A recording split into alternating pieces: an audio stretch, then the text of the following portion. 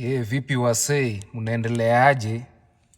Siku mingi sijaongelesha, mnaendelea salama?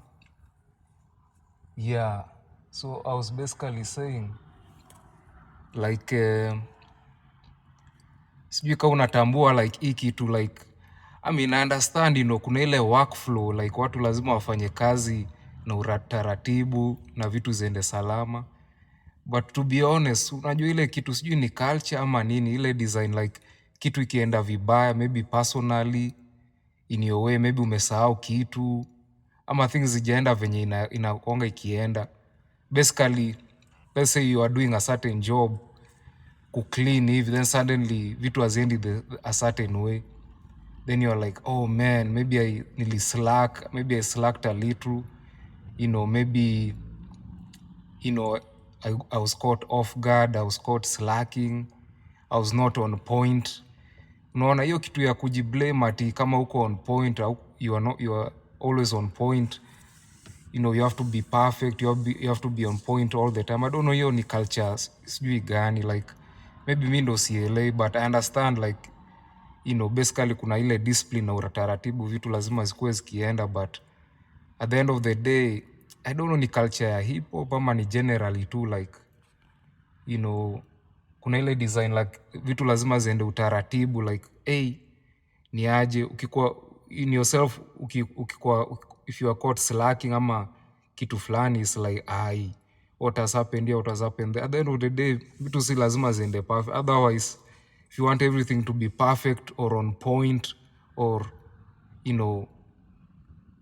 on top or every time zikuwe in a perfect way na taratibu, like oh man, that caught me off guard, I'm always on top of this, I'm always on top of that, I'm always doing the best my job. Let's say for example sahi at my workplace kuna dem flani mother ameshanga, man, hizi to sijamaliza, yani I've not, oh man, I'm surprised I've not done this, I'm always on top, like not akusema hivyo, akusema like I'm always on top. Basically she said, from what I heard, I've heard her talking, she wasn't talking to me, that oh man, like I've fallen behind, I'm always never behind, I'm always on point, I'm always, she basically alikuwa anajiaffirm, basically saying she was affirming herself, basically saying like I'm always, I'm never caught slacking, I'm never behind, doing whatever alikuwa anafanya kwa hiyo lane.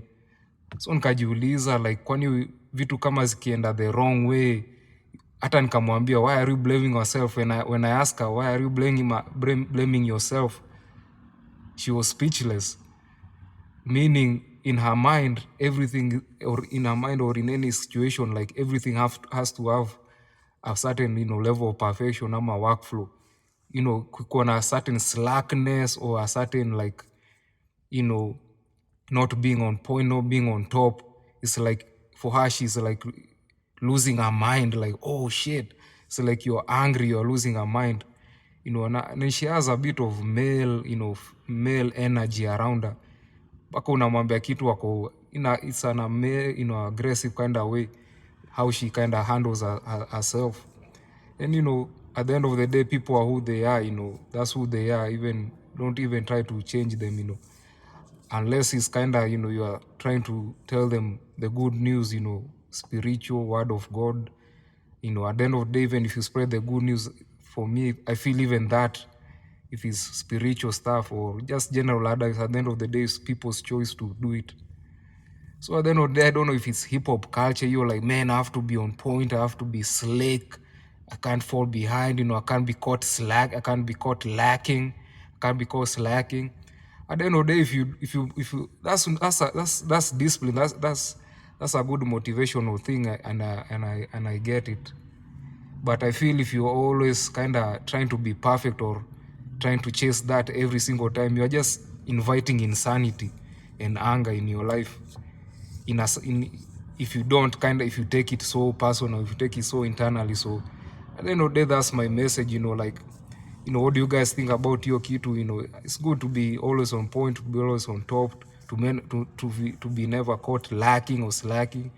But at the end of the day, like, if you kind of take it too personal or serious, like you're inviting insanity or whatever. I don't know if it's hip hop culture or just black culture as or African culture. So yeah, man, mi sijui hiyo ni nini, but at the end of the day, life goes on. People are who they are, and you kind of push on at the end of the day, because next day, the other day, you'll see them the same way. But yeah, I mean, it's America.